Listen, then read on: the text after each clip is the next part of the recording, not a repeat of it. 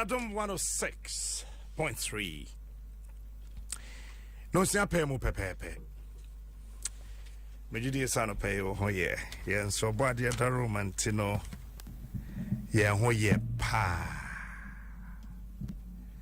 Na say bi a bibi nti ho do kakra na bibi anti ama waye. Waboto waye style bia. Ma bon towem. Every sir ebe ehia pa nti ma remfi ohoda anopei sedi ye yono da no yebe koso na yayo but ansa na no sheden so se Nescafe no so shena ready and am pacho de gum 1 2 3 bon heu ti yenko obowie good and no boa ma want me start it very strong and wa finish it very very strong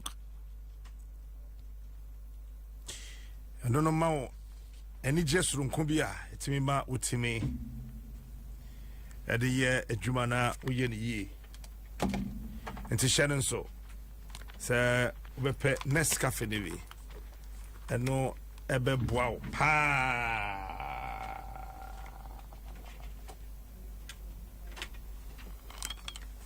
and na you kuada te said ye tie bia no ene ma keka ho nyina wo show no so no beba so na fa be wo so nso beba so but ano pay so corona no ma bon toyem oda ho but ma bon toyem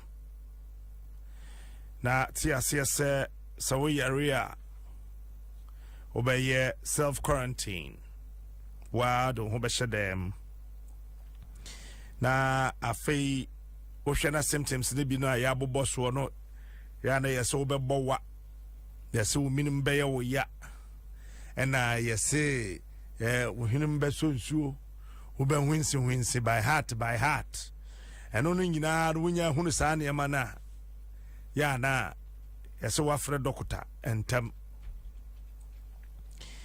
eno achi no bomodian so be hyefi kosi sɛ wo ho beto Jaise wo tnatna wo deda wo didi abobobom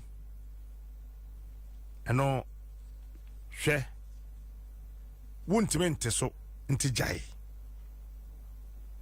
afei shaw mask media ni meka senti mai na ta hohoro wonsa echina mechina odienti a yese ye hohoro yensa no cause ase ensa na ye hohoro no ya ka se hohoro wonsa fasamina ye mensuo ntene wo ho hohoro wonsa fasamina ye na mensuo ntene wonsa ho sa enti ase abeye normal bia amount wo hyeda hunu adekode pot ya ewo ho nti a ema wo de samina hohoro wonsa na what the alcohol based hand sanitizer and so ye wonsa me ba betrel minya mbrene na me ka trel mbrene so ntimi amba mu nso de a china no pa me bo amane so wo hwe na wo hia urgent medical care wo peputupuru ayarsha momodia na she mask na kachon se enema na ACCC wo wedi de mu no ya yese anhwa wo bi Sankra to Carex in collaboration with the Ghana Medical Association Namaya de Brewo Carex kills 99% of bacteria. Say yes to life. Deloitte yogurt more I need more. A life soap can save your life. Use it. Magdan Shipping Company Limited, your total logistics partner. Petrosol, a delightful experience. Hollard Life Assurance, we've got you covered. One of my boy who bamba na yetime de covid ho enkomo nketenketen yetime ede brewo emra so say yede kwakata na poso ede ebrewo Agbeva Herbal Center wayarsa if Society General Ghana, the future is you, and the latest film, your partner for life. One of the senior Edinburgh when they anopay. Akosia Bidru Dada Tadiwi Shaya Chepa Pink Wom and Washe Akosia Maje. Yeah, pink and quana we. Yeah, pink be you.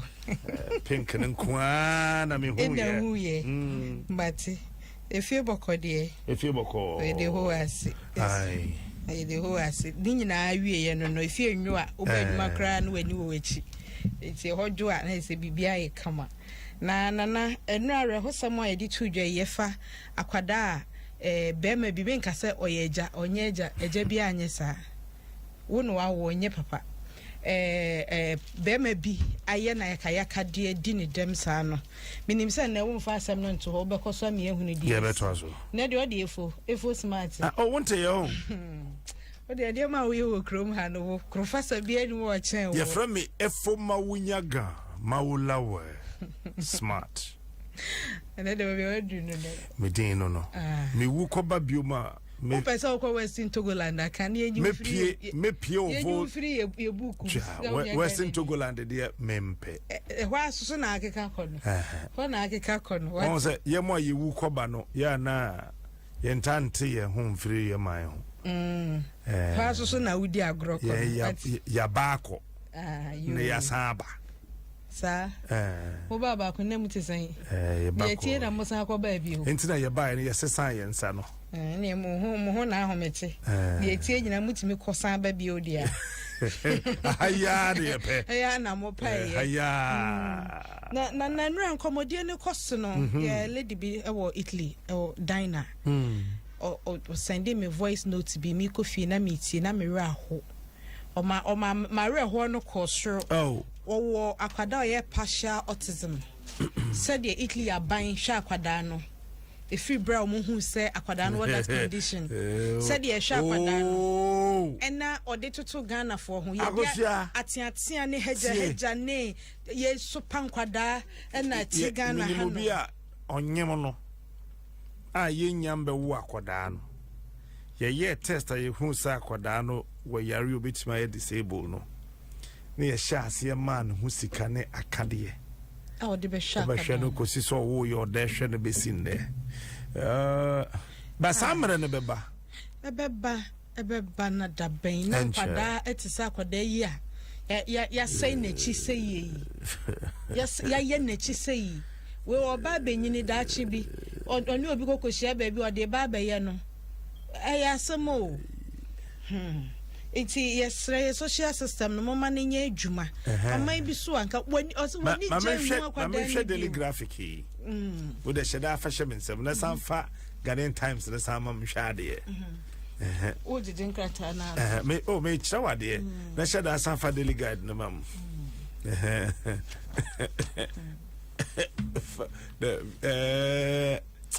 oka bi ba said we say kan wo de sanfa statement no mam some quite papers. The message didn't have masses here. Minsro. Okay, fair no sobra. Fair no sobra. Ko. Anyway, publisher also can. Also can be your home. Ko. Come on, me and Matthias. What I say? Matthias. We also can. Also can be you from the one you know, you feel and talk on so. The aka no be anka bi mo. The Daily Graphic say 4 million NCA scandal Bafo Boni Tave Alhaji Osman jailed. Court orders confiscation of assets. And the Ghanaian Times say NCA $4 million financial loss case. 3 former appointees jailed 16 years. The custodian, 3 Mahama appointees jailed 16 years. The publisher, NCA gang, jailed 16 years for 4 million financial loss to the state. The Ghanaian Observer, former NCA boss, 2 others jailed over 4 million NCA scandal. Daily Guide, Bafuboni Tave Osman jailed 16 years in NCA trial. Nanka eno ye a neighbor could be dear no as a Daily Graphic dear no yase pa said the Daily Graphic ye no Bafuboni we should say Bafuboni Tave or we should say Tave Nina to Kanina boom but futuru boom. And crat out boss nyina any say find that can home be and find us so and come out de ba ni mu ha empaniphobia na wo mu nanka kane na wo mu da NCA National Communications Authority ano sika bia yese wo mu de kokoto afidie bi se wo de ba be monitoring na se sika na wo de kokoto ye no sika na sika bum ye toso bio na ye nhye dan hia afi so kura national security for wo senka na wo mu hu wo mu no mu hunim eni sensem bebira ye de kokoto no yese kokoto hwehwe wo mu nsem nyina wie no asem abo man na kahunu enti no ye de mo kwa akohye afiase na wo mu nyina no na wo ka bomu a eye mfinhye dunsia no na mfinhye dunsia yese wo mu nkonkoda afiase no yese ye gye wo mu agapade yese de be ya ye beton ye dikan akeka wo mu ho atototo mbotom enya sika no kakra ka ye nyanso so no so Ghana ban say enya se sika bum no wo di no akwakoda fie na wo dem na wo yire no ma esweme e wo sikem ye ton waja pade bibia wudin da so say ye ode bia ye ton kosi say sika aka echire no ye benya na aban hu say wateneka woni aban ka wo so no so no wo ka sama me Daily Graphic and graphic no say pay 13 ni hia me pa mesan ya ba mu bio we Daily Guide Democrat no e na wode e ba enti William Tevi Eugene Bafuboni asa Bafuboni din ko an obi ebo enso nyo no nko a o nyo no nko a na ekwakodem no omdoso e na omokwakodem me no ho nsem Democrat e de abanti se wo hwe Daily Guide no no wabubum seizure of properties no wode aba abjapade ya aban e de nsa e to so no enu enie case no na shasi ankasa December 2017 ya wode charges 17 ebo wo mo no 17 ya wo nyina pleading not guilty na so wo ni fo no enu ni adansefo a eba asem ni mu wo mo susu nyina e wo ha ani adwuma wo mo ye free Yvonne Atakra obo obisa na afi abena safo ajeyi ene woni e ka ho nyina Democrat aid wo mo edian banti so wonya Democrat anu bia wo behunu asem no auditor general Daniel Yawo Domlevo wono so na aba beto dwa se yese obu court animtia court nhyehyɛ wɔ ani so ne sa so nti court obu ne fo ɛno ho nsɛm Democrat yi de aba ya ɛno so ɛwɔ hanom ontie brofo bi ho paragraph we'll pay 3 paragraph 1 2 3 okay, abuse of position. Before the judge pronounced the sentences, lawyers for the convicts had prayed the court to temper justice with mercy on the basis that their clients were first-time offenders. First-time pony. When you say, "I saw a woman seems so bad, can or I cannot." First-time pony, and a boom say. Counsel for Teve, Mr. Godwin Tamaklo, particularly made a passionate appeal to the court not to give his client a custodial sentence due to his ill health. He said his client had a health condition which required expensive treatment, and therefore sending him to prison would amount to a death sentence. In the wake of the COVID-19 and with his underlying condition, a custodial sentence will be a death sentence for my client, he had pleaded with the court.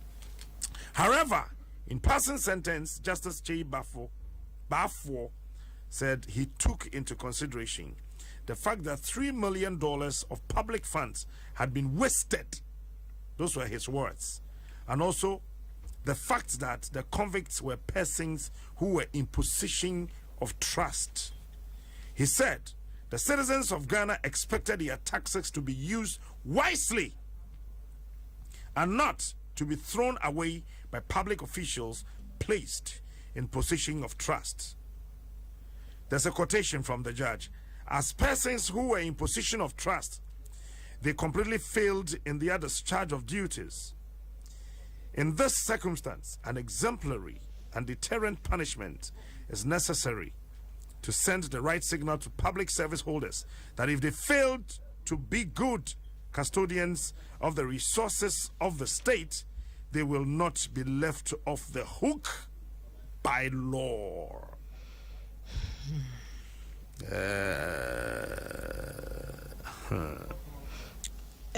Kodwe waka brofo ne bebre na asem ni nyina awie ye ne se munye awrade Yesu Kristo ni na munyimi ni na obejo ni fie nkwa asem ni nyina ne se na wo mo ye mpanifo wo Ghana ha wo mo ka bo mu kokoto afidie bi a afidie ne se nka NCA board agitum ansa na wo mo akasa ne na ye kwa akoto $3 million any first offenders munye bi da omo ye no ene omo de sohweye see asem ye wa ha.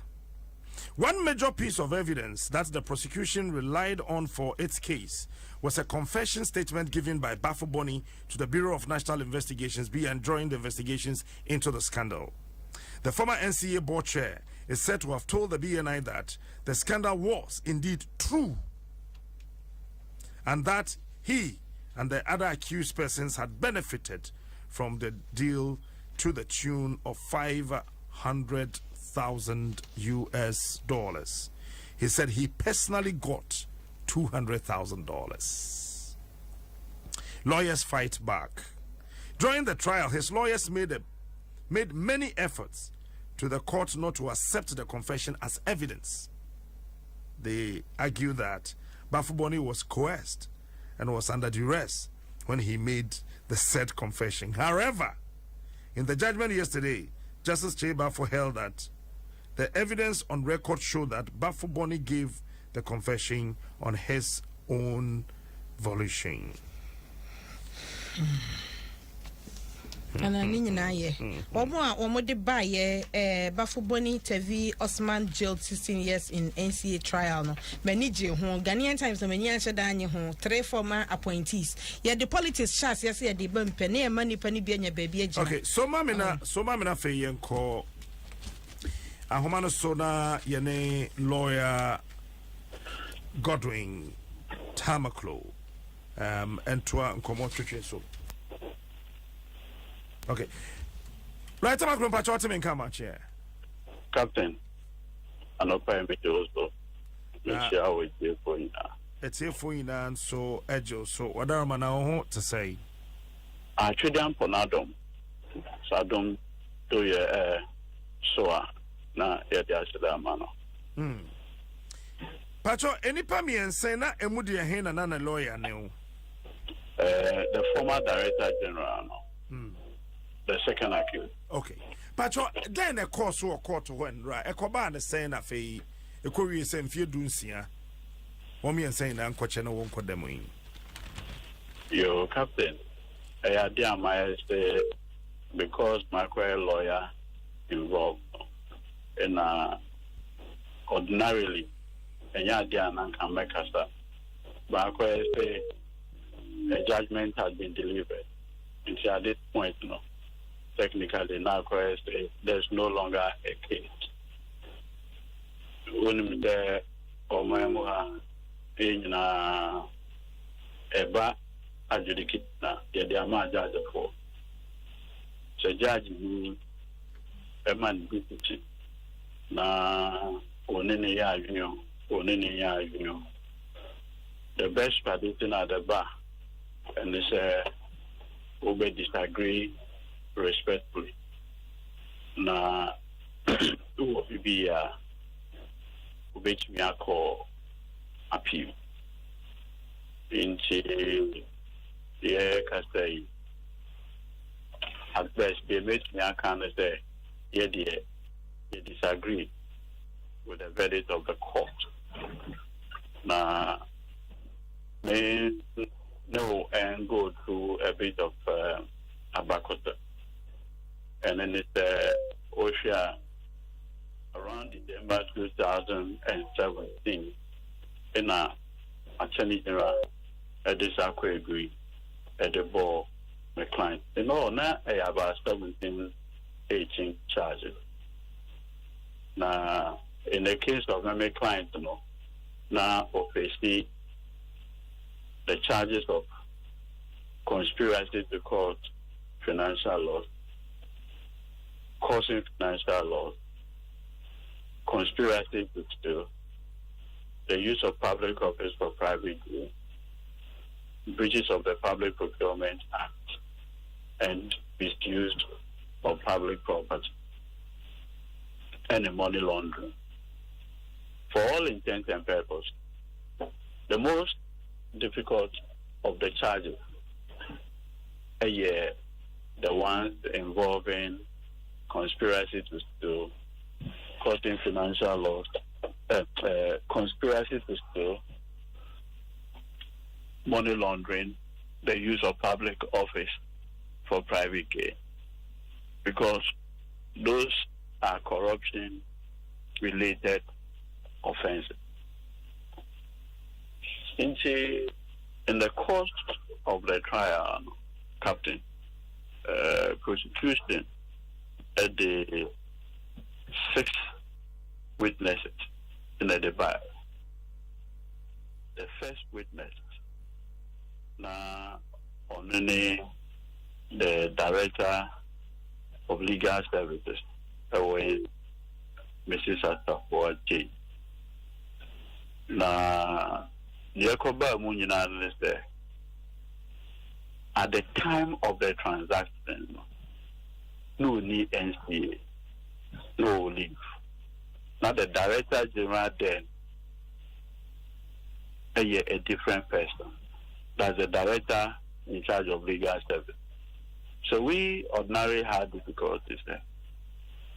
If you want fairness, ma onipa na no director legal and secretary to the board.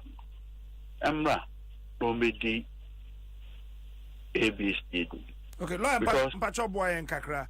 The na oboni din say obaye bedi adanse di kan no. Na oye adwuma wo home mom na mum samre na contract we wo ye ho adwuma no. She was one time secretary to the board.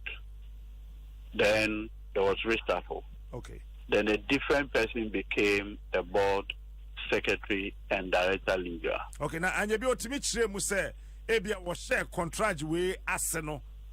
E sha se wo dem reso ansa. That be no ni hokra. Okay. No ni hokra. In fact, she took about almost 8 months of accumulated leave. Hello. 8 months of accumulated leave. And in fact, under cross-examination, she herself admitted that she was not happy that the board chairman, the director general, asked her to take her accumulated leave because there were others who had the same situation but were not allowed. That's fair. Then the director general, the director in charge of finance, Captain, curiously, this director of finance, the letter I actually call Echo Bank to transfer the money for the purchase of the Pegasus, he co-signed it. NCA account, our mandate. Director General Nkwa ain't mean signing for release of funds. So under cross-examination, I asked him that could the Director General alone sign for the transfer of the money? He said no. So I asked, but for your signature, this transfer will not go through. He said that is correct. He came to court as a prosecuting witness. So how can the Director General cause financial loss? And the one who has an authorizing signature together with him is free. 2, the third prosecution witness. I don't know by a dance here, maybe client. Equipment no buy Avgo. So him Avgo. Hello, Captain. Lawyer Mpacho me wa ha metie pa. Na make us so him Avgo. Trying. Good. Equipment no efi Israel direct in the back Ghana. The clearing processes or no they call clear and yet director general no cry. He went to Avgo Kotoka and cleared the equipment. Israeli technicians maybe Israel buy or no any more in the install equipment. No. He rather came to court as a prosecution witness against the director general who didn't even participate in the installation process. Okay, so now we patch a senka as a son of your jail in the Biana. That be main canister. Okay. The me patch a win in there. There could not have been any question of costing financial law. Because equipment no more cut up. Equipment no buy. In fact, the record shows the entire 4 million was paid to the company, Infralock. In fact, the record also shows say equipment no buy. Equipment no buy no. Third prosecution witness ground clear airport. And so Israeli officials no buy no from NSO group. Or no any more in the install equipment no. So to my say, only more install director general had nothing. Our MMA client. So who can say financial loss? And in the course of the trial, third prosecution witness was now confronted with letter on Ankasa trauma Echo Bank say equipment number it has been installed and it is working. On Ankasa Krata on no Troy command. So if Oba Abonti and you see like we pointed out the substantive charges, the most grievous charges that borders on corruption, prosecution anti-me and lead the evidence. Prosecution anti-me investigator or buyer, I cross-examine him. I asked him a very simple question. Do you have any evidence that Mr. William TV? His answer was very straightforward. I have no evidence. I said, look, you took all his bank statement, bank detail, you gave it to the Financial Intelligence Center, everything. They investigated him, everything. No evidence whatsoever. He said that is correct. And so the judge had no difficulty at all in dismissing the charges bordering on conspiracy to steal, the charges bordering on the use of public office for private gain, money laundering, and then but when you come and you say the man had caused financial loss to the state, what can I do? Because the law on causing financial loss to the state here, where the man is the most broaded of all our criminal laws in this country. Anybody can fix you with it. So we take consolation in the fact that the ones that borders on dishonesty, the judge himself found that no evidence whatsoever was laid. Okay, lawyer, I don't want to bore you this morning. Don't worry. Answer now be question. Efidie na nkasa na omokoto no ne buo no pie court ho. In fact, very brilliant question. The investigator who came, I asked him a simple question.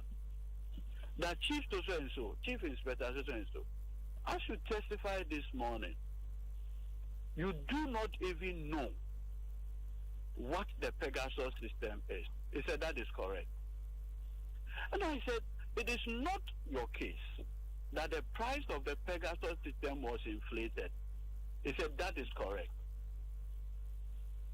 Because This Pegasus system, Saudi Arabia eto a fee NSO group for $54 million. My client and others bought it for $8 million. You can say we only made a part payment of $4 million. You interest coming now. Part payment. Captain, part payment. But your part and the payment, record is there. Part payment, and there you're saying 4. Okay. Pacho. So there's an outstanding 4 that has not been paid. Emra, what client ye did can invite in or be and I know now what kind of ho. Okay. No. That time then you want to a lawyer. David. Okay. What I client? came in for the trial. Okay. What client ne catch or pay say wa ko be na ya kwaje atum say sika $500,000 ne buy woman and such no nunya $200,000. Never. One boss. Mr. William Tete TV, former Director General of NCA, never admitted anywhere. Okay. And that is why the judge acquitted him of that charge. Okay. Never.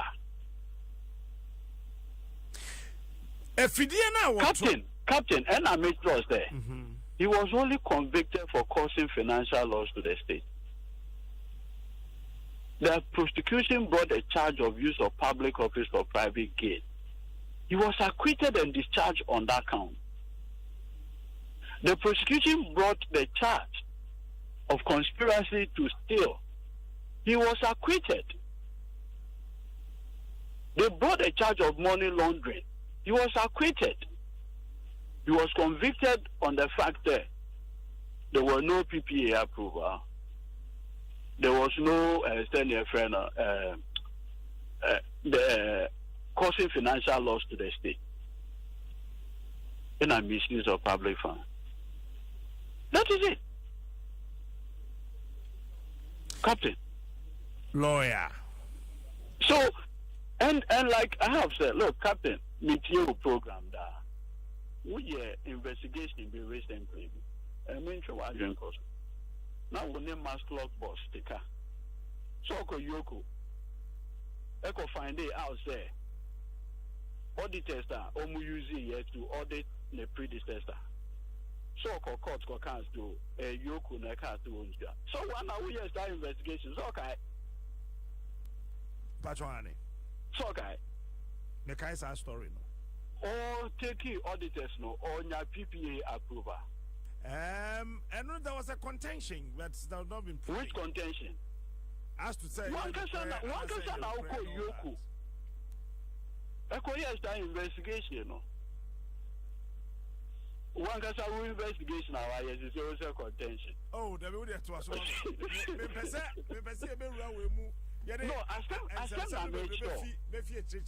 No, I said I made sure. So it may well be said auditors are in the Juma. In this case, like I'm giving you, the equipment scheme, prosecution witness Ankasan Krana, Echo Claire, and Newman or Port. It was not even the Director General. On Ankasan, SHO Class Accra Command Echo Bank. So, he together with his Israelis, they have worked everything and the work has been done.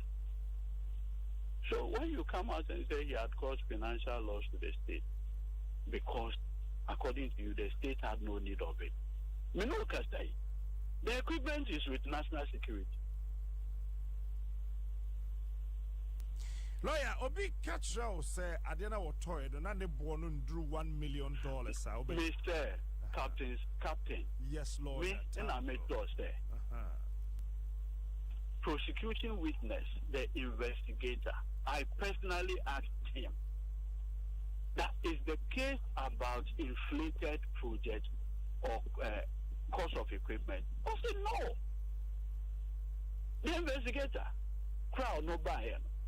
And the judge never said they had inflated the cost of the Pegasus. Never. The judgment not a year 65 pages. Nowhere find it as a fact that the price of the Pegasus was in. Now, Captain, the interesting thing. It's the explanation, man, and for the $3 million, sir, and on the basis for the causing financial loss to the state. No, now the view is that the purchase of the equipment is the entire equipment now that was purchased, and then the causing financial loss. People don't even understand the case. Okay. That the entire, because you see what happened in the course of the investigation, the BNI asked the businessman, if NCA had paid you $4 million, you confirm. In fact, they produced his bank statement, infralog bank statement in court. Okay? On the back court, we all saw it, and I cross-examined him on it. And I'm saying, throughout this bank statement, you have no indication of payment to anyone, including the second accused. I said that is correct. And I will be saying a simple question, sir. What's your bank statement, with everything that has happened relating to this transaction? All the funds were not transferred. Then it turned out, sir, the first time the businessman went to EcoBank, transferred $3 million to NSO Group in Israel. EcoBank actual man said, the Bank of Ghana rules, they are unable to transfer the entire $3 million. It's on record. What has the Director General got to do with this? Captain. Eti Sikano Patrol. And a captain made choice there. The contract price was even $8 million. Half payment was done. No, say $8 million. No, initial document be a buy. Some of them on Faber also. We spoke to somebody from IDL and all that. No, IDL director and the fifth accused. So you could not have spoken with IDL. He was the fifth accused. No, what I'm saying is that sad documents, no, buy any say $8 million. No, 4 was for the official price of the said equipment. No, it's not true. But what in fact, as I speak to you, the company is in the court, high court, civil division, for recovery of the outstanding amount. But lawyer, one be installation, one more saying a pure court. No, and I make us say Israeli company in India, Omo reseller agreement with IDL. Then IDL had a contract with NCA. Each party had its responsibility.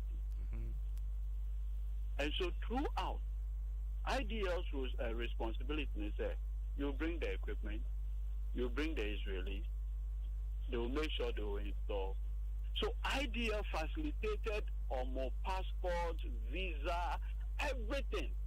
But the amount involved, one more bar and the installation and testing the MPA or no. In fact, the prosecution's case had nothing to do with even those ones. No, I'm only asking.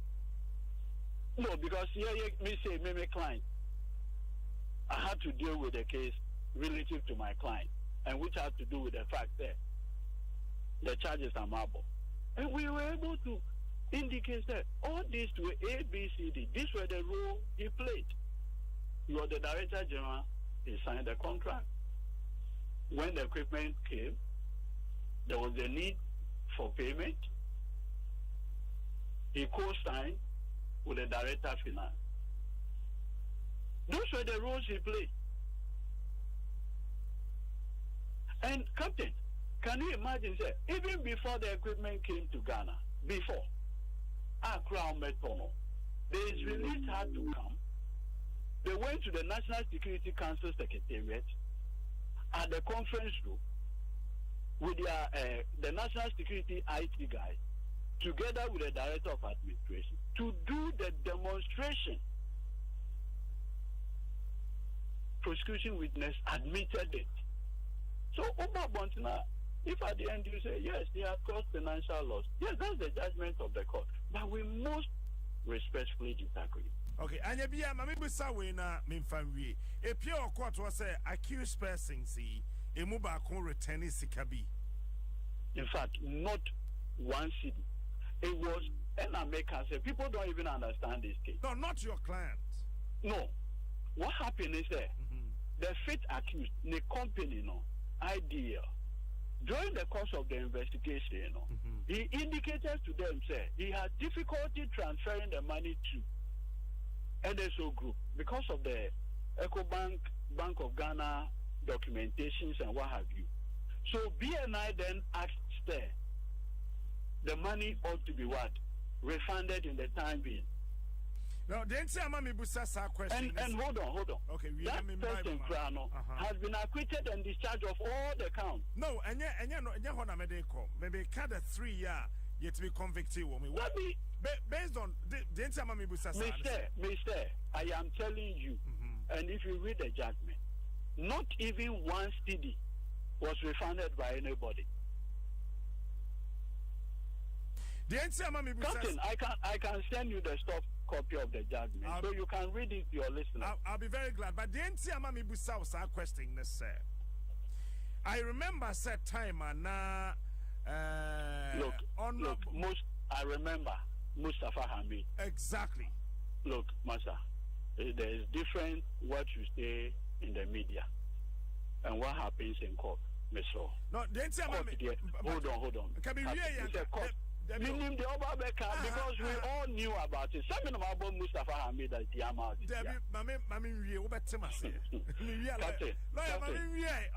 Captain Chobo. I acted as counsel.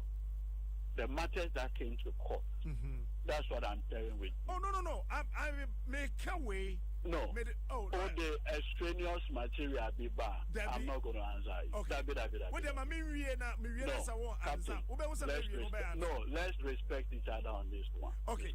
On the issue of Benimsa when you lawyer Bafo, when you now defended Bafo Bonnie. So maybe time you are seeing the infano. Medasian the Benuari. Now, Captain Simon, if you require, I would do Bible first in the address. Oh, liar, me and I'm not fair to class. Oh, we know me.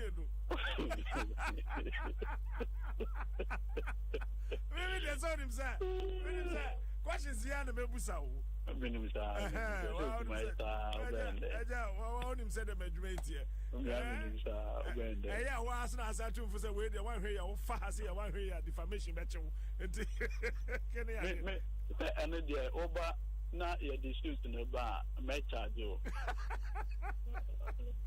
Well, I mean, now I say, HBBS, transfer Becassa.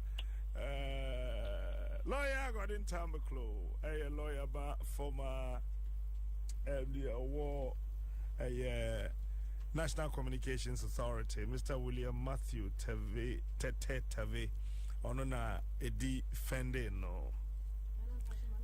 13 protecting the Obeshe. Now, I remember that time I issue way by. Me ayana de bia me bonya me mpa eda na sese toda na memory ni bi ho a ayana me akura me ho sha ye nwanwa se choda bi okasa ono ankasa kwa na ote ho no ni hu che ono amu na ote ho no me kai pass exactly 2 years ago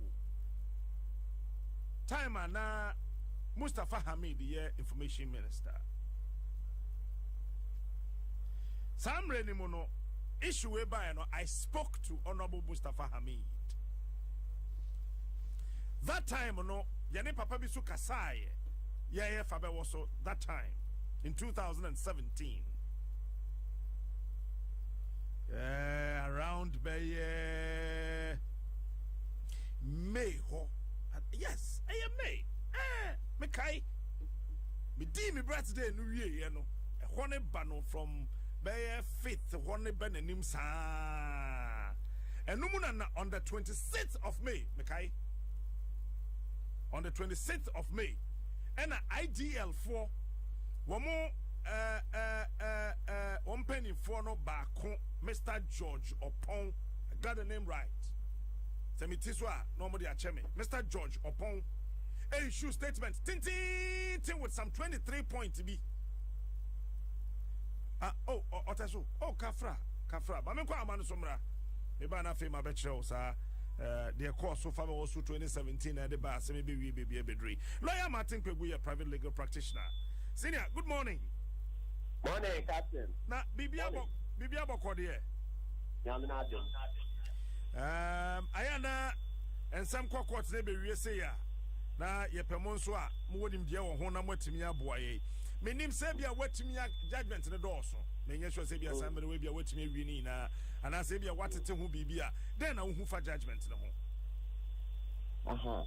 I've my sister be fine, but every good dance, you know, it's from the beginning. That if you one question, I bet I can think to the meeting, yeah, no. Patcho you. I can sound the quality, man. Patcho I.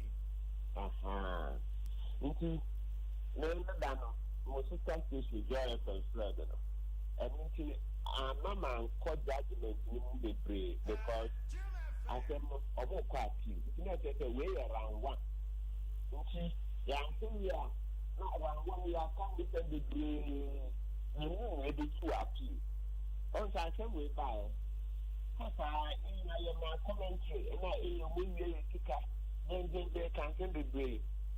Now, say, it could use you know, see a guy become you, so one can.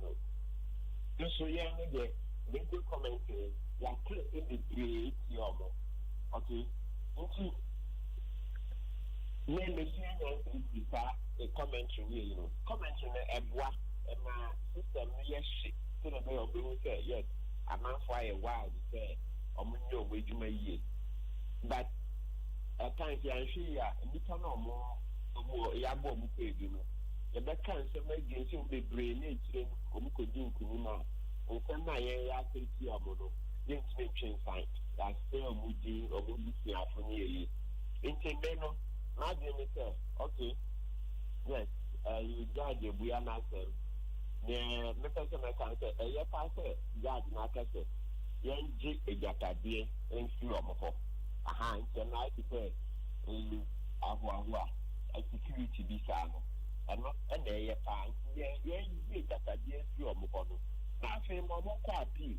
Appeal your more fine say, of the court of appeal, from court of appeal, which we call Supreme Court. So, me, nothing still would differ.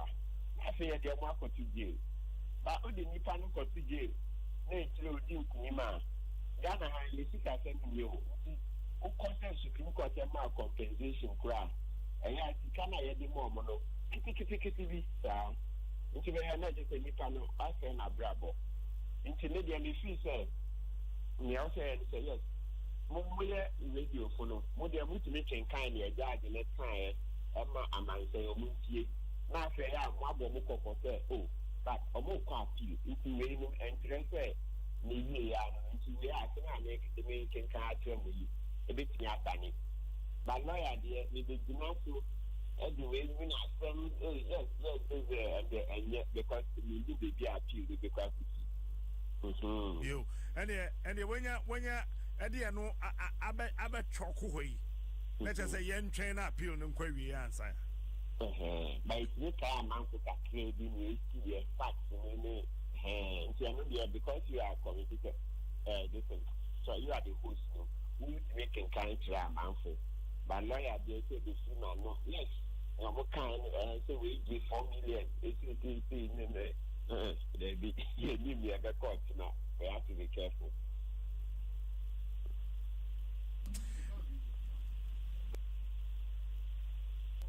Lawyer Mamenda was a BBS Tremasato Safrio. Yeah, Captain. Lawyer Martin Peguya, private legal practitioner.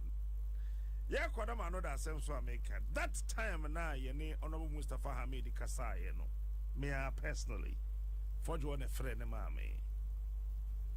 Or can say, or Penia, your friend Eugene Baffo Bonnie. Now, or your previous chairman, man, National Communications Authority, no. On one Kasa Kwajiatu, Sir Sikana or chair, ye no. $200,000 ebedi de ho na yere so no wo call eye bi na yaso ye no or the $4,000 akotua $200,000 ebi ho a na ono ankasa a return sa sika ne bi de akoma wonom eti ekoye ono an statement a ochroye na eno na omkoduru court enra no ono ne lawyer for can say time na ochro sa asem no say ye confession no na he was coerced and under duress and then can person bisa lawyer tamakura no say no the defending nti wontumi nkan no ho asem say the si court so ewo court mo Intinacha senye na adwea enye nani tigo na oyade coerce ne twi be kan say say meka say ye share no ye yere no dan cranty nye ne pe no de chro ye okay yen fancy ya na appeal bebe mu it said the lawyer akan mu yi da some person mo pam me mon kana men kai oh ye mpam mo na dia mu yi na say story back on kind of interview sakase mi no ba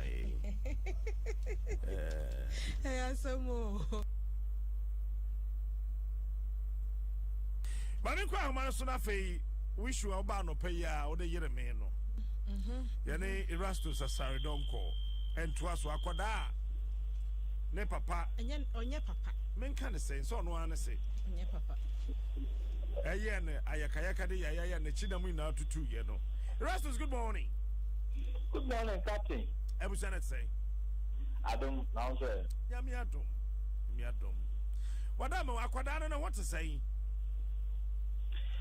Akoda no make say ye doctor for head na be check akra ntana na ho ato akola no wa prapa the chi kro no nti say o man so a o hu ba bia wo nso ebi say ne nsa ho nyina kru na ne moto ne na chi ankasa baneto banesre ya bandage ne mfimfin nyina na ne nsa esabi na ne wona mama so no so ye the plaster atalo kakraka sa enti wo so du mu amma na so a na wo kekam mo se enso me ha ahaya me ya enso me ha eho ne ya me ya enti o kekam sa tan wetimi amma na so di otimi so na na chi enti ote faako sa obada oda ne nchemu sa ebia na obi tie ye foforo wa asemi hu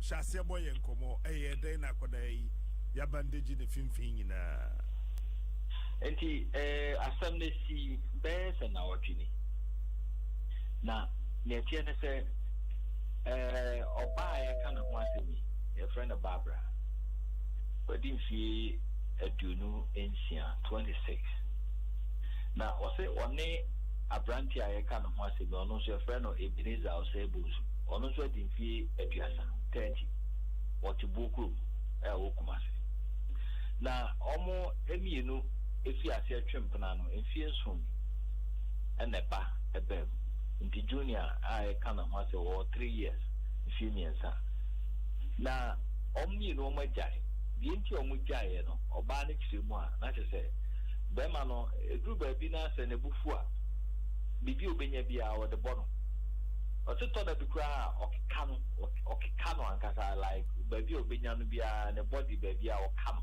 bema na kekano okikano te se kraman kita obi no enti odi hu di no se da bia hwa na one day wa hwere ne nkwanti relationship ne de yintwa so ne mo me no wo ba e wo so hwo ba no temu ana ese abrante no hwa akola ne kama bibi akola ne hia bia o de ma no eti ewumu anu abase o na otwe awie mame akola ne medi Saturday ne Sunday wo me ho na we awaba ti ano de na ma no o de ne kwa o hwe no yi pa obeba no yi ni ti kama na o de na ba It won't do the bonny deed. Now what you know about J. Akola? I say, time I was ordering a banaso on Vanema. I don't say, Pacolana bra. Or said there be Akolana Niaka into the man in Wahaka. Was my mention and no amana heard in Nature on any Diago Akano Kufi. Kaka, or Pacolana, Pacola, what do you feel me and Sadu Yanema on Vanema? I feel friend on fa. Or friend and the mammy on any TV and so, mamma and so far. I say, I don't know a poor. A branch and so my name were a demo and Sheneba, not a daddy. And the one mamma Shakolan were her menko. Tina very iron to cross all my name was okay. No, for finding you. And then the sister no near the other buy. On the cabia branches no anti them. Or my name Shakolan. I'm not saying it. Send me a cheap the Kuntia opens own person Shakolan. You better. It was so bad, you know, I know be friend if you book no catching say so Penebana Sempa or my Facolano, Sadano, or my Fanua, or Baba Fanipu. Also, a Yanipaqua money, also no dear, what to know for a canny yatra. And was okay, and yet I didn't know the Yamshishinutino or Baquac bookroom police for money. Also, a couple of mamma near no almost dogs to 4 near Jumasa and I don't know, and you know. Omuntimine and Quagisech now said there be that. And now they are free police station. I just a movie police in a come home a kufio and Adria. To order or Tanahosuya and a police one you be a can honor Mokofio. And pay a bora, a branch and there won't be our swoon pea, no more put down the room. Uncle Colana to what is there. The moment I saw and a pie muja at my face. Pijana Tadiana and the cheek, just a crony dear, mean to me, and just video no about 20 ubet me who just say a belt, any other poor noir, belt not to namno, to namno on a tisha. Tinto at the Dao, Nesre, Nina and Sahon, just a Nechi, ne Conhon, and Mama so asset. It's a boy now, no Casasiano, Ebenezer Sebunsu, what them our Zombu police station. And Ra, almost yes, almost Cochina, and then in Ansani, until 48 hours, no, a pahon, till almost performed in a court, now court to remandano into proper custody. No more cost of your investigation, now Colana Montana, almost the number court, that is a Yabidinasem. It's you, Busa Captain, as I'm not near woman now. Na abaya bi na mentiasio se bema no otimi bono no bema no masa keka oba no sana abaya e kache mi oso no a boy na kasa na ma me kra wona ne ko a sa bi obi nya bia no de bebo no o be kaw enti busiafo no person mo chese boy ne sabe na dwenye. But process for no say omonkofa krata na say doctor and sasha say just say bia akwa no na dwen mu kanu na bibisa etino akwada ne nkwane pa na hia say wo hwa obetimi ate apone mu mebe check akra kate ebe check akra doctor for ejira ne so tenten pa menhia government hospital o ya de just bibia akola no ehia se ne ho tono no omo eye e dia abon ho ban na mum sabi sika na eni ho baya no ni bi nti sika ho e dia man nti obi tie no no so omo akaka o de babo ame dia hwa akola no ama ne ho tono obetimi afa sa akwa so na walenki apot captain na ya boa na kakra nebe ya akolano obenya na pogudi mamenda wase Erastus bibia se trebe saton safreo matikati se jwe se utreska be ya de koma akoda no your best friend or Erastus with Trina number ye def sikafa so ebe ye no me anka samema omo 200 cedis na omo fanto gos na ne man keten keten sha mo de be hwe akwala no na asem na ya ayi wa betumi am 1000 kra nya bad asem na ya na asem na re enya bad o sen ka enya bad o ka so de be sense a enya bad I wanna so me say they be no yan ka radio so nya se be are chechire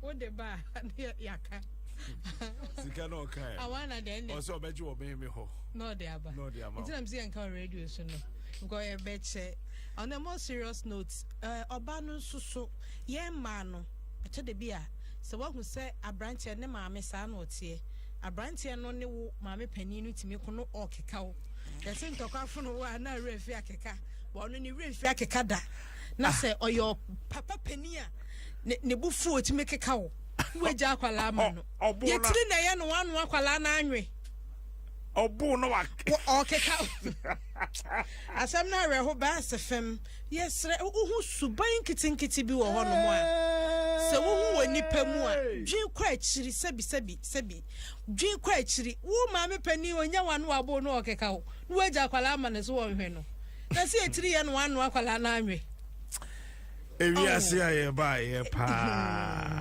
ba mi enfan sha adam sa na ye nya no ni ye nya no na ne kwa hospital da bia nya adwen etirimude what you say enti I was say akwala no ye hwe na pomuden no papa na so twen so ye me ye ni kɔ ho na ye twe na so se de be ya wo kyena sa wo na oyiri nya asɛm a emfu abufuo enkonkoso akwala so unu kunu nya asɛm a emfu abufuo enkonkoso akwala so obi butimi fu bɔ ne ba mutum asa oboban obi bɔ akwala ketewa so na agina hɔ no mu na wo nsunu mu ya wo ya ni nyina because awari ana say oba na bema na so ma me na ye ne Berma Kwesi Amankwa on a national coordinator ma NGO coalition on child rights na no ye ne bon komo achiri me nyane nte se okɔ ma me mbusa no se sanity na fe ye ne na to aso eja Amankwa ma che ye japani wadama bibia ye bɔkɔ de na ni adom na monso obadi adaroma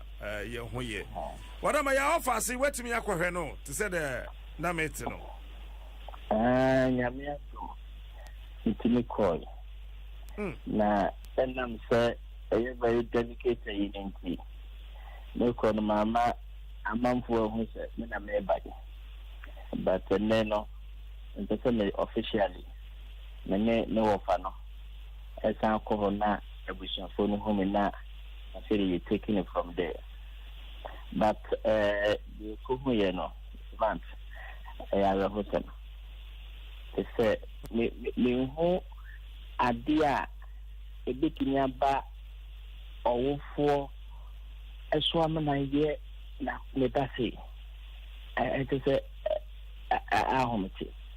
ahomete papa drama okoye no den ne den na ohun ya betimi ne ya che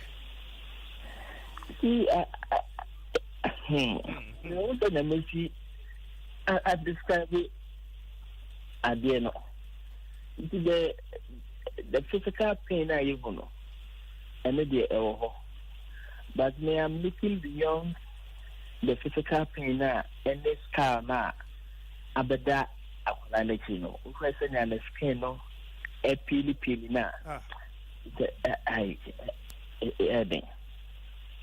but a doctor for no e marriage me say bibia be akwala ne timi didi o timi didi eja mpacho wo so mo mame betumi agina so na ye ne Barbara oben oya akwada ne maame no embo enkomo wa betumi atie be Barbara, good morning. Good morning, sir. Na it's a say. Good. I know what to say. Okay. I am passing one few me and Saturday at tea, no. But April 6th, April year no yam few me and sa. Okay. One ne papa no worry ana lovey ya na de akwada na be pie mu. My son, me na worry. Na, like not me your relationship. No, you're my boyfriend. Okay. And me saying bye, but me will be. Wa one ne te no hu se owo adwene mu yare e ana na dwene mu da ho. But I do me already when you I do me da ho pa. Oye adwuma ben. Yeah, we feel we university. Afen we university. But yeah, or in national service. Oh, okay. Krom hwa no free. Bo krom hwa na mu ina mu free Kumase hwa. Me to konum ano no so ete bo krom but Accra no. Accra na wo. That's one. Winning baby you free. But already occasion so free a concourse lesson to I or go free. Ewo Asante Bofield, Fante Bofield, and a bono. Santa Bofield. Asante Bofield, hey, That's on. Santase Bofield, yay. That's on. Okay. Na one minute na bay Bosume saying, fear saying, na Sakoda never. That's on tonight.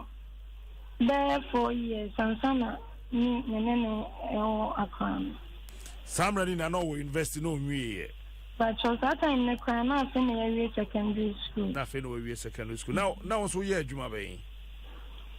But was that no connection training, but when by and I meant to me and to us, or no catching the whole year, man, or born and on a but no way, no, baby, I'm Michelle, I said, I'm saying, meant to many to my being.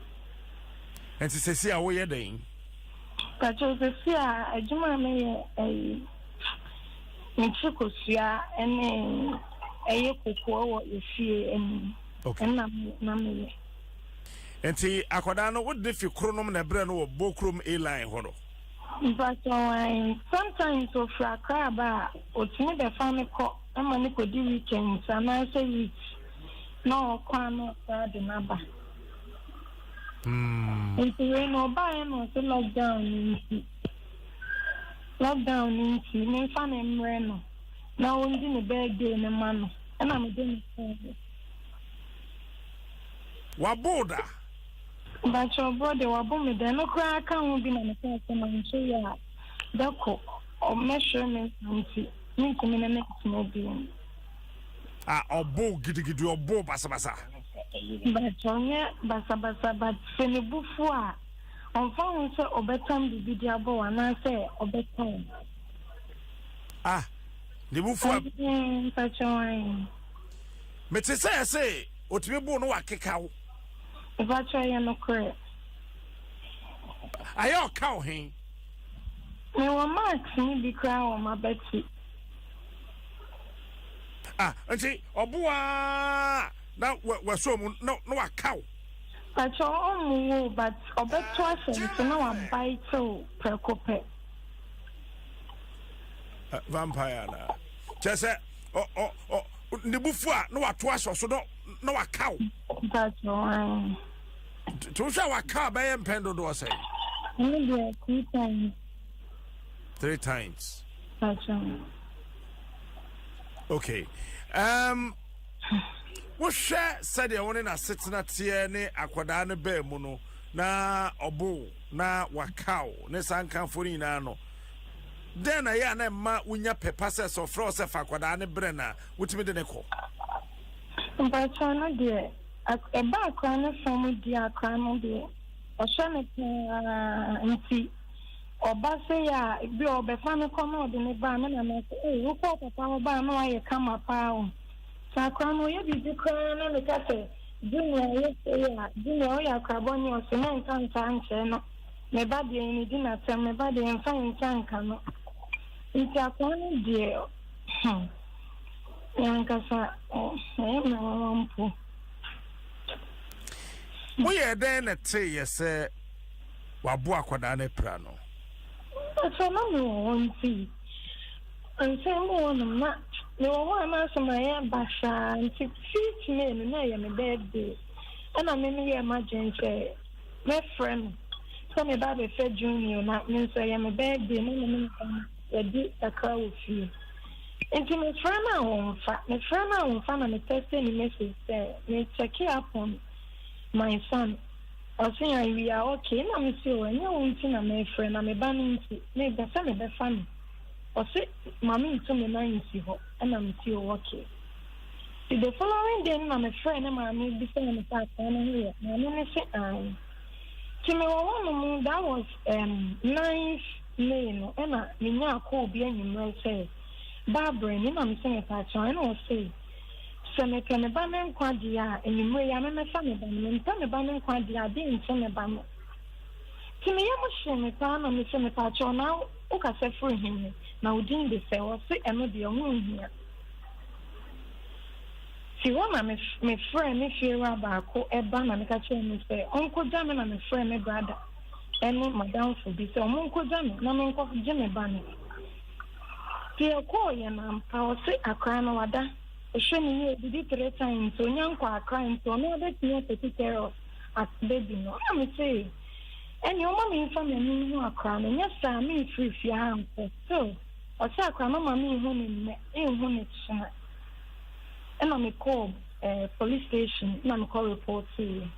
And the call and I call say a doctor for us, and I'm catch a policeman and say, Mr. Mama, the Mama family crying on the banner cake. Yes, I can hear out here Monday. Mammy, the code of cinema for catch your no magic crying, mammy, and no a demon. A call I call for a crying a crowd, and a mama so pet, and I'm new person. The about police station, what I read a crying, you know, Chia Mojani and Junction Valley. Now, chronic catch a policeman and 6 minutes, Yania. And no more rat iron. A rat iron, not at a treatment. Ah, jeez. In fact, I want to hear. Yes, yeah. I'm a person, and now I am a bunny. And now, Mamma, police form saying, and if I crying in the hospital, and I'm there crying by me, yeah, the street hospital. It's time now, far quadano. Now, far, ne papa ne car home. That's all I. No, can say then or the aquadana, sir. A crying, but to me, come and say, now, crying face. The chin or the TV warrior. And I think the belt now that dear woman be no more the bone. And I'm a mama son and so the Pitana born a mama so. To say, or ya carbonia face, so I saw John say up on a mattress. Okay. Now, I could only can I say no, or so the day, no, I baby says, Benkutane, wire, ne den, then I could anchor said to me, I can. But I know come interview no more to me can I say or the belt and a wire. Okay. A crown and I know it's a parent the dear out to me can. Now, I am passer. I could under papa, yes, you to me, book on one mammy or wono. But I know man in our crack kind. Or bonnet a minute a can man in a cry. And I know my mammy say, when you papa, because no cry, no mammy, no, I say, then I do, and I'm a dear, will be come crowd be. Patrol hospital hall. That's all. Oh, my office and in chain. That's all. What da? Good. That's and the Shana one you did it, Casimania, and why? That's Now, one in it's no who say be a or no monsa or no we or no BB. That's all there be another man who did that. Me also no misacrada. Maybe no crowd in me PA and another for big auto a symbiosis men of no crown. My mom, no can so no crown, no monster, no another man. So I did this near my decide. Emra wuhu yesana ya wuro wo bana tade ne chiema na wo ne me kase na se wusu no wo yam ye wo den. Yam sino. And I'm saying no, I am a bunny say, a small baby and I'm not a way a dear. And I'm saying a day. Oh, you didn't pa. Okay, to say way a day. O se we ye den ya wo police for na name. But the police name is shit na sumo crowd. And I'm going to fire you so many decision. And I police me back on stopping and so on the amount of boys. Yane nipa ba ko ana mienu akasa omotwa se de chiri mfoni ne sitie wan kasa wo ye enna akodai da wo ye mbosome nkono a wo de wani hu ye na wo ba na chi ne tesen.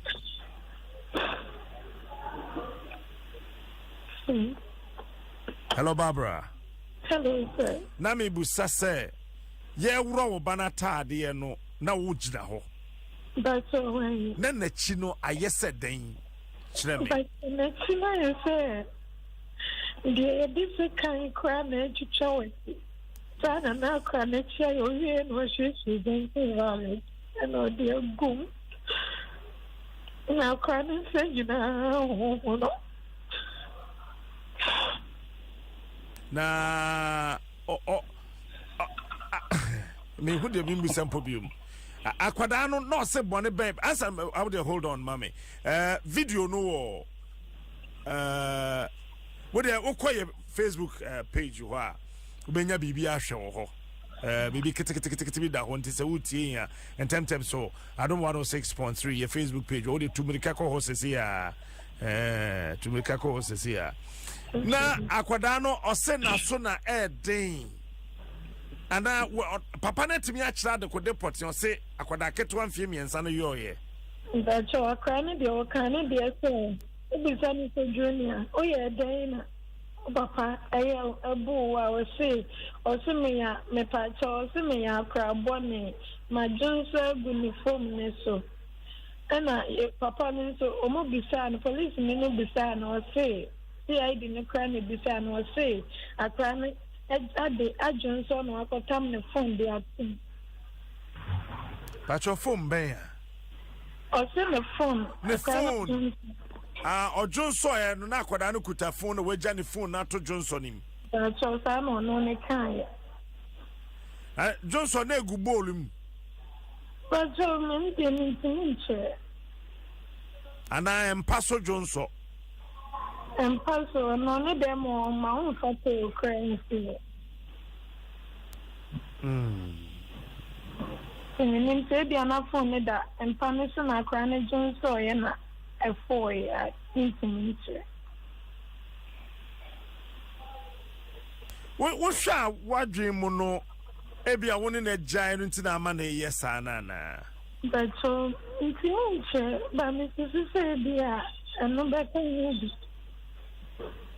wo ka so woni na ntina bi mu ache but so na me ka so they can't say I when they would dear grandma and I'm so worried into when I'm intimate when dear the 5 months 5 months in here intend your obadi of frewa won't call that's all they Jina Suma me Ejamankwa Openi we dear and now wo ye numa semuni ene de won su ko hu ye yenye ne den yen hwe sai bia solution bi o wani manim ye bia minim say solution sin na obetimi aka no radio ye so the office e pia bonte ebetimi aboa na yetimi aboa ma me ni akwada interview because ko sua na oche I think say asem no ahomete na areho so and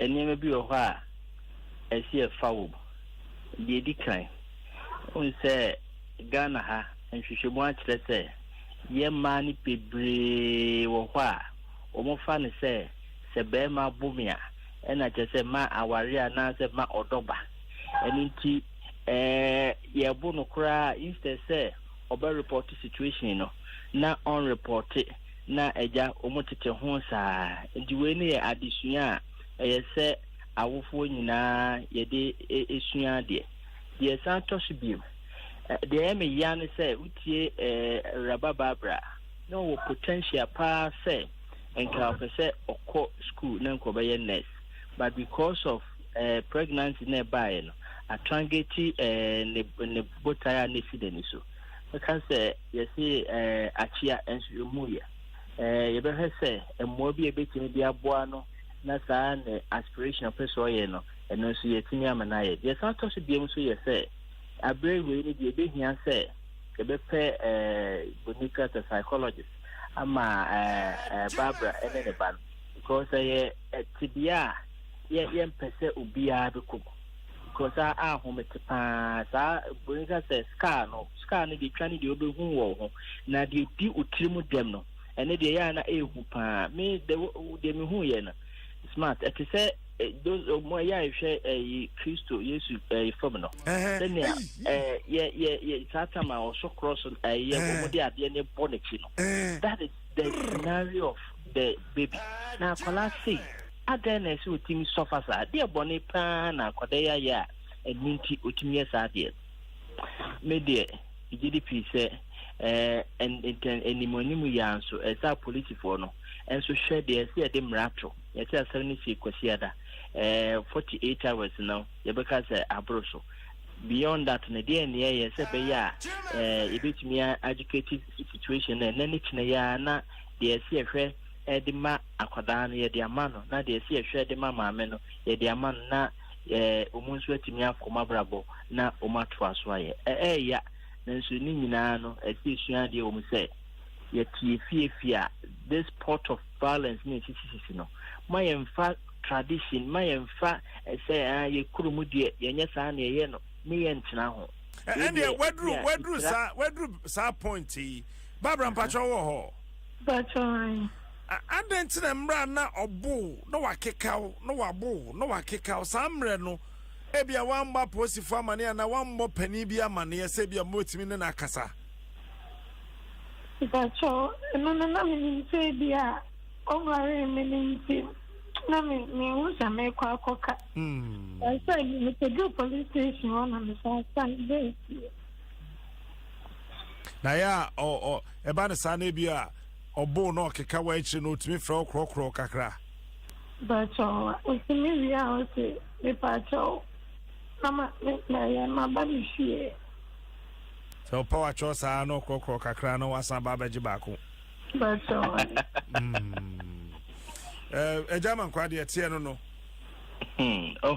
enti akoye ade a enkrofo hu ni say oh is part of our society enti BBNC sebio edena o Barbara de aba na de toto ho Barbara de eba na de toto se nena ebia Barbara de no obo no ebi okura yekun mu awarifo bebre ho yekun mu o kokobisa osia na me na dafie na ade kin say won sorry nyina ye nema ye kata so na nyina ye nema ye tie montem ye hu nti e besre de abai ye nyina emfa nya suade na ma ye mfere say uni obi ti na oye wa yakayaka de a obema apolitifo anaso obema omo a omudi mu ehu ebi a na nye sie de nipa ko betum na nso bi a na kasa che nipa ko ni hia se ne ahwe mental health ayekan esi ya enam nyina ye was some element of issues relating to mental health nti obia dwimu bibika ka uma esenka kakra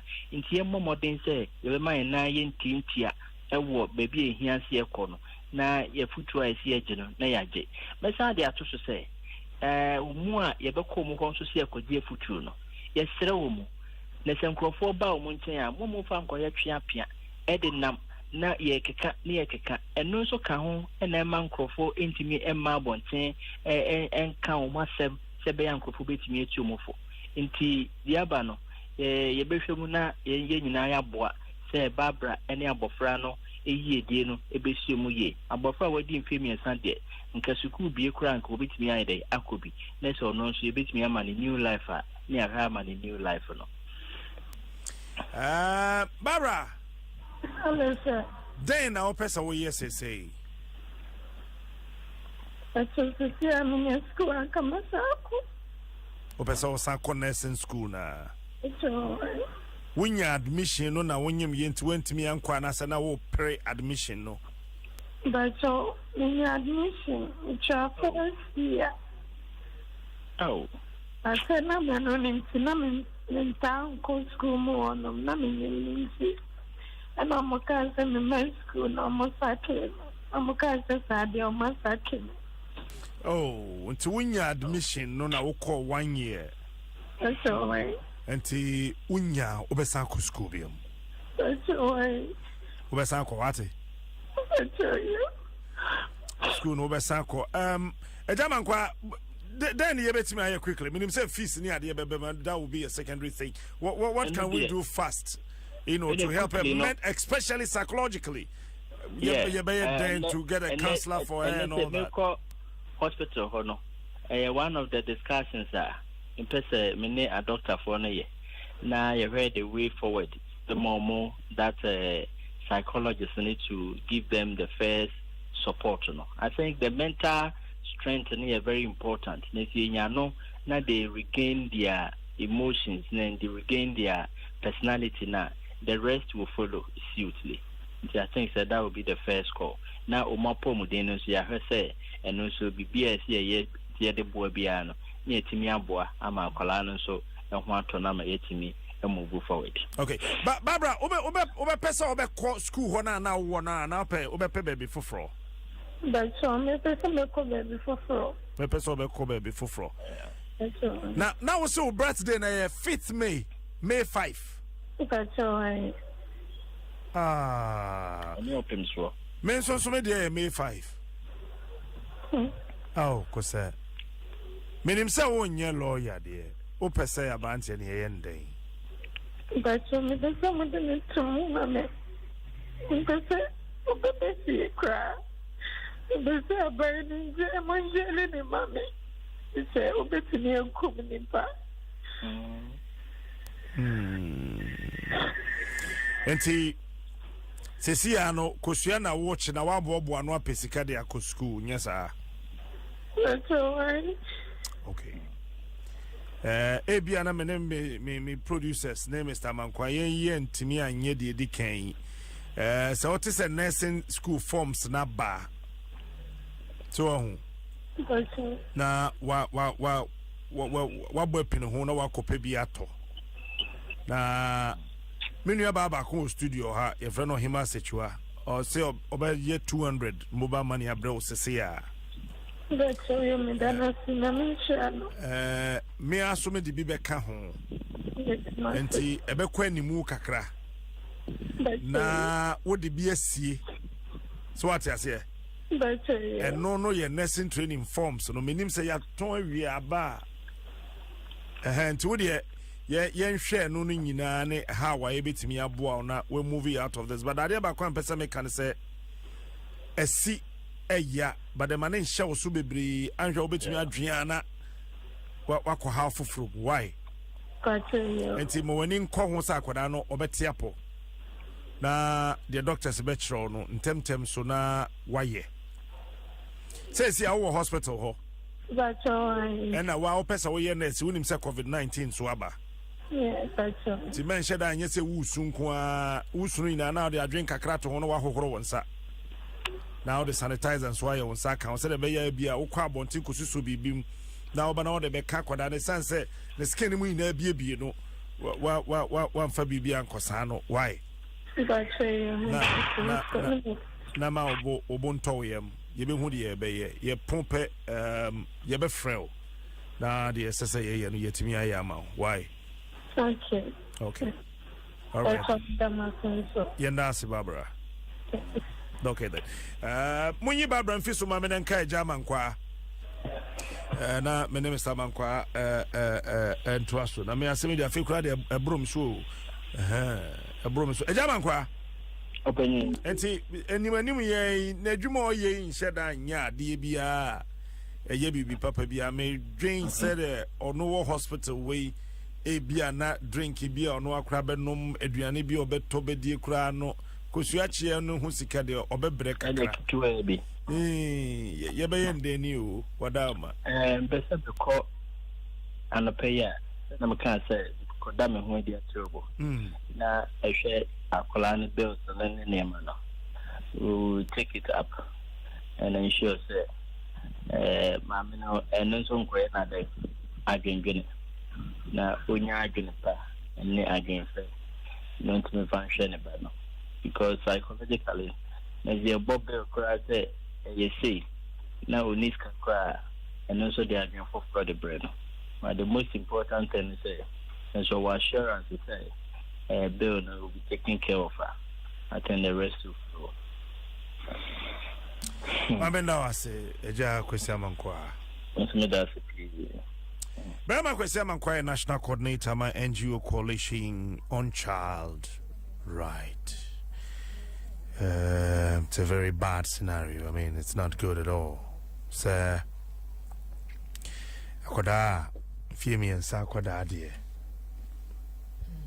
ne say nana areho asfem ye aboafo bebre afre se ombepe so ombeboa no mofa mai nti mama Angela na aka onfa mai na mama Kuso no so aboso kan adwedifo ma ni nyina on president no ono so aka onfa mai ye hwe se nyame be ya adom na aboafo abam areho asfem ebi pema ni bi ti nyame ye wadom na oma ubi a kusua na wo chi nso do ne ba obetimi ahwe no a obehwe no nenra na meka se ka social system ye edwuma ke no ani se social welfare eje akwala no na wo mo anhu ne bio ma me kro wa traumatized ono ankasa wo hwe ni sika sami ni ya sports for na me konti me ko Mr. Usu USA Maryland yakopon hwa no mama hu se ye da so ni papa e wa asasi so enti yakopon hwa na mi sister Dina ono so e Ghana ni a wawo akwada na pomodi ni nyina so ye ono so kwan a oti asam no sukrama me kwa mesia fimti da wo nyina ase na ntie beko ya dana ye ho abana na nka me won konkon sabidi in sports for but akoda na sem na semi mood me de bete haya ya bazia we akoma nyoma nketwa na ehia no enti dey na wo ye me Jimmy ni wo me dan mu oh boy njai na wo boa macho akoma yonkofo a one team